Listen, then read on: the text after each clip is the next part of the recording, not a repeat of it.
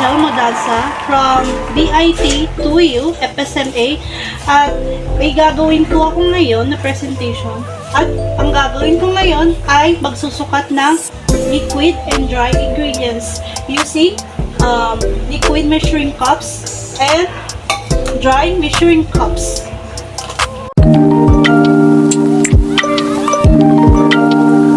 Una nating gagawin ay magtatap ng flour or magsisip ng flour. Ilalagay lang bahagya yung ibang mga flour. Sasalain siya. Sasalain po siya at nakikita nyo ngayon, sinsala ko yung flour. Ganito lang yan. Kailangan isala o sipin flour para sa ganun makita natin kung may buo ba. Another one.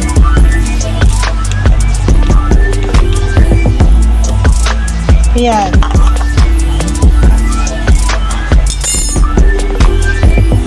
Ganyan lang po nakikita nyo, may mga buo na naiwan dito. Ha?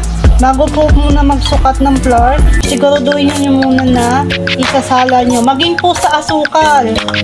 Sa iba't ibang uri ng asukal, kailangan isisip nyo muna para masukat to. Kasi may mga buo po yan. Yung pagsip ng flour, ano yun natin? Susukatin natin ang asukal gamit ang dry asukal. Sukal na pula o brown sugar kung tawagin. Gamit ang dry measuring cup. Ito, unahin natin.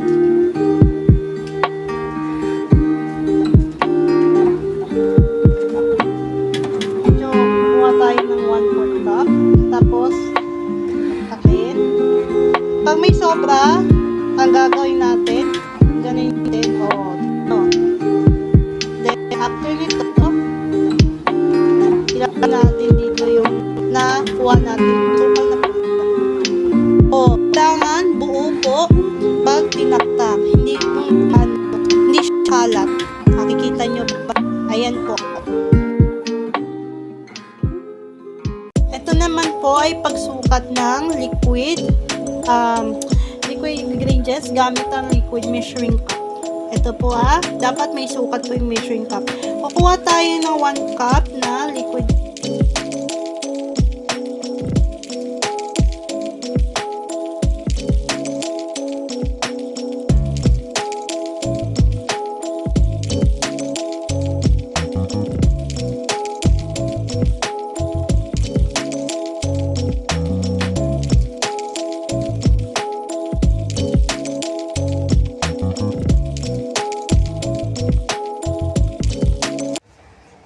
Maraming salamat po sa panonood nyo sa video ko. Sana may matutunan po kayo sa pagsukat ng liquid and dry ingredients gamit yung video na ginawa ko. Yun lamang po at maraming salamat. At putol. Putol ang